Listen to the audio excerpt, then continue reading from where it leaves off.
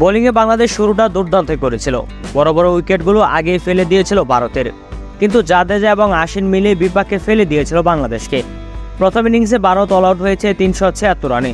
সপ্তম উইকেটে এসে রবীন্দ্র আশ্বিন আর জাদেজা 199 রানে বড় জুটি না গড়ে ফেলে হয়তো গল্পটা অন্যরকম হতো।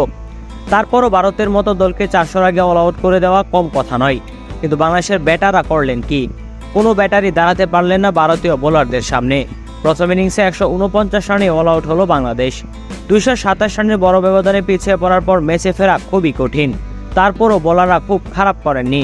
দ্বিতীয় ইনিংসে এরই মধ্যে রোহিত শর্মা, বিরাট কোহলি সহ 3 ব্যাটারকে সাজঘরে ফিরিয়েছে বাংলাদেশের বোলাররা। ভারত যে এমন দাপুটে অবস্থানে চলে গিয়েছে তার আসল দায়ী বাংলাদেশের ব্যাটাররা। দ্বিতীয় দিনের খেলা শেষে সংবাদ সম্মেলনে এসে তাসকিন আহমেদ হতাশা প্রকাশ করলেন বাংলাদেশের ব্যাটিং নিয়ে। তাসকিন আহমেদ মনে করেন বোলাররা মোটামুটি ভালো করেছেন, ব্যাটিংটাই ঠিক হয়নি। তাসকিন বলেন, সব মিলিয়ে আমাদের ব্যাটিংটাই হতাশার ছিল। ফাস্ট বোলারদের জন্য কিছুটা সাহায্য ছিল। আমরা যেমন বোলিং করেছি এর চেয়ে কিছুটা হয়তো ভালো করতে পারতাম, কিন্তু আমরা ব্যাটিং নিয়ে হতাশ।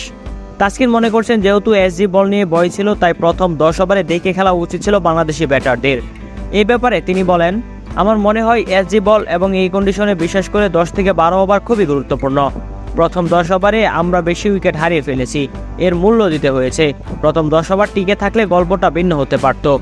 প্রিয় দর্শক, তাসকিনের মতামতের সঙ্গে আপনারা কি একমত নাকি নয়? এই ব্যাপারে আপনাদের কি মতামত, তা অবশ্যই আমাদেরকে কমেন্ট করে জানান।